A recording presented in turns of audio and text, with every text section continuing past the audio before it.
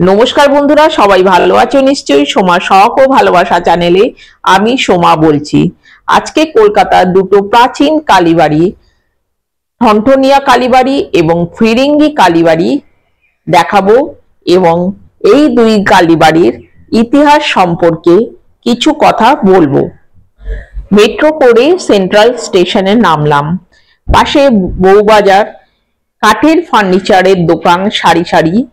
সেই রাস্তা ধরে কিছুটা এগোলেই বাদিকেই বাফুটেই পড়বে এই ফিরিঙ্গি কালীবাড়ি।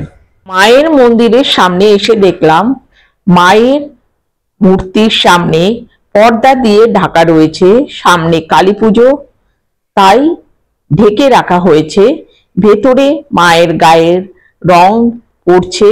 মুম্বাই থেকে লোক এসেছে, মন্দিরের পুরোহিত জানালেন। কালী পুজোর সময় নির্ঘণ্ট এখানে লেখা আছে। এই ফিরিঙ্গি কালীবাড়ি বহু পুরনো, 905 বঙ্গাব্দে তৈরি হয়েছিল। মন্দিরটি 500 বছরের পুরনো। অ্যান্টনি ফিরিঙ্গি এই মন্দিরে আসতেন বলে মন্দিরটির নাম ফিরিঙ্গি কালীবাড়ি। মন্দিরটি প্রথমে ছিল শিব মন্দির। 1820 থেকে 1880 সাল পর্যন্ত শ্রীমন্ত পণ্ডিত এই মন্দিরের প্রধান পুরোহিত ছিলেন। তিনি নিঃসন্তান হওয়ায় 1880 সালে 60 টাকায় দেবোত্তর সম্পত্তি হিসাবে শশীভূষণ বন্দ্যোপাধ্যায়কে বিক্রি করে দেন।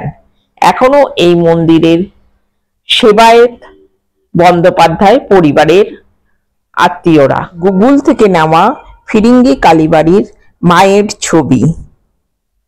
এবার কলেজ স্ট্রিট রোড ধরে ঠনঠনিয়া কালীবাড়ির উদ্দেশ্যে রওনা দিলাম। কলেজ স্ট্রিট এসছি, কফি হাউসে ঢুকবো না সেটা হয়? কফি হাউসে ঢুকে কফি খেয়ে ঠনঠনিয়া কালীবাড়ির উদ্দেশ্যে রওনা দিলাম। ঠনঠনিয়া কালীবাড়ি আসতে হলে সব থেকে সুবিধা মহাত্মা গান্ধী রোড মেট্রো স্টেশনে নেমে 3 নম্বর গেট দিয়ে বাইরে বার হয়ে পাশেই যে রাস্তাটা আছে সেটা ধরে 5 মিনিট হাঁটলেই একদম পৌঁছে যাওয়া যাবে ঠনঠনিয়া কালীবাড়িতে। লোককথা অনুসারে 1703 খ্রিস্টাব্দে উদয়নারায়ণ ব্রহ্মচারী এই সিদ্ধেশ্বরী কালী মন্দির তৈরি করেন। তখন এই অঞ্চলে জনবসতি একদম ছিল না, জঙ্গলে পরিপূর্ণ ছিল। দূর থেকে ঘণ্টার ধ্বনি ঠন ঠন করে বাজত। সেই থেকে এই এলাকার নাম ঠনঠনিয়া এবং কালী মন্দিরটির নাম ঠনঠনিয়া সিদ্ধেশ্বরী কালীবাড়ি। 1806 খ্রিস্টাব্দে শঙ্কর ঘোষ নামে এক ব্যক্তি এখনকার কালী মন্দির এবং শিব মন্দির তৈরি করেছিলেন। তার বংশধরেরা এখনও এই মন্দিরের সেবায়েত। এখানে মায়ের মূর্তি মাটির, প্রতি বছর তার সংস্কার করা হয়। কালী পুজোর আগে সংস্কার করা হয়, সেই জন্য দেখো মন্দিরে পর্দা দেওয়া আছে, মাকে দেখা যাচ্ছে না। কলকাতায় বহু প্রাচীন কালী মন্দির রয়েছে, এর মধ্যে এই ঠনঠনিয়া কালী মন্দির বহু পুরনো। ঠনঠনিয়া কালী মন্দিরে কালীমাতার সঙ্গে জড়িয়ে আছে শ্রী শ্রী রামকৃষ্ণ দেবের নাম। তিনি প্রথম জীবনে ঝামাপুকুরে যখন থাকতেন তখন মাকে এসে প্রায়ই গান শুনিয়ে যেতেন। পরে দক্ষিণেশ্বরে থিতু হলেও প্রায়ই এখানে এসে মাকে পুজো দিয়ে যেতেন।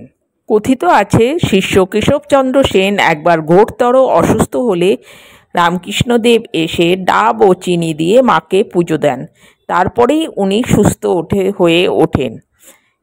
এখনও ভক্তরা মাকে ডাব চিনি দিয়ে পুজো দিয়ে থাকেন। ঠনঠনিয়া কালীবাড়িতে 365 দিনই আমিষ ভোগ দেওয়া হয় মাকে। শুধু দীপান্বিতা কালী পুজোর সময় এবং ফলহারিণী কালী পুজোর সময় মাকে নিরামিষ ভোগ দেওয়া হয়।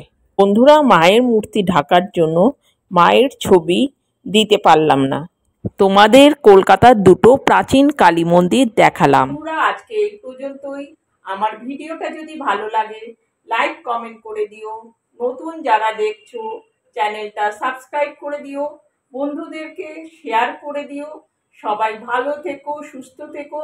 শীঘ্রই আবার দেখা হবে কোনো একটা নতুন ভিডিওতে।